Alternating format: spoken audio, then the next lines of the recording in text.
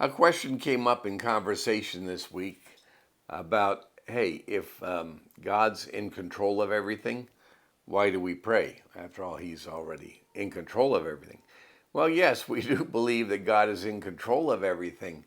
And yet there are pictures that God has given us how within his control, there are things that he has said, this is the way it is. And we might not always understand exactly how it works together. We have talked about how immense, how great God is and his understanding of everything in the universe.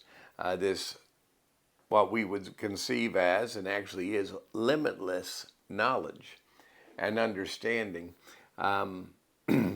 He certainly knows everything. He certainly has all power. But also, in his plan, he has made it clear to us that he gives us choices and holds us accountable. Now, this enters into a big theological debate on heavier theological topics.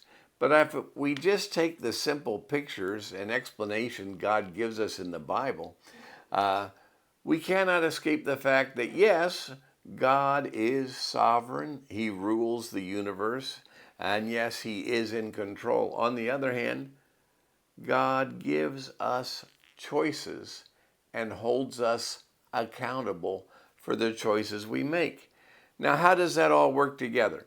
Well, I think sometimes there are things beyond our human understanding. Proverbs says, trust in the Lord with all your heart and lean not to your own understanding.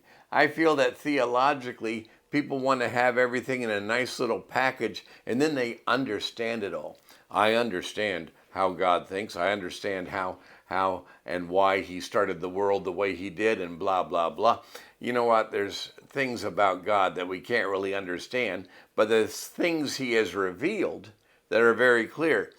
Deuteronomy 29 of Deuteronomy says, the secret things belong to the Lord, but those that are revealed are for us and for our children forever. And I think we need to really cling to the things that God has made clear, and maybe some of the heavy theological debate not get into so heavily. But when we talk about this question, God's in control of everything, why pray? Well, the simplest answer is, well, God said to. Kind of goes back to our childhood responses, why mommy, why daddy, and say, because I said so. Whoo, okay. End of argument. The authority said, and that's why we do. That's one answer. We have been taught of God and commanded by God to pray. In Luke 18, Jesus gives a parable of an unjust judge who didn't care about people and wasn't influenced by anyone. He did what he wanted. And this widow kept coming, asking for him to make right her claim to her land. She had been cheated out of her land. He didn't care, but she kept coming and coming. And finally said, you know what? I don't really care about this case, but she keeps bothering me, so I'm going to give her what she wants. And Jesus, listen to what the unjust judge says. Won't God pay attention to those crying out to him day and night for justice? Wow, it's a pretty heavy illustration Jesus gives there. You need to keep praying. Pray persistently. James 5:16 says that the prayer of a righteous man really works much power. Now, how in the world does that work? I don't know. But God says prayer makes a difference. First Thessalonians 5:17 says pray without ceasing. Now, that doesn't really mean you can't stop to talk to someone because you're always in prayer 24/7. What it means is the idea of don't give up on it. Don't quit praying. Don't ever leave off praying. It is the most important thing you can do.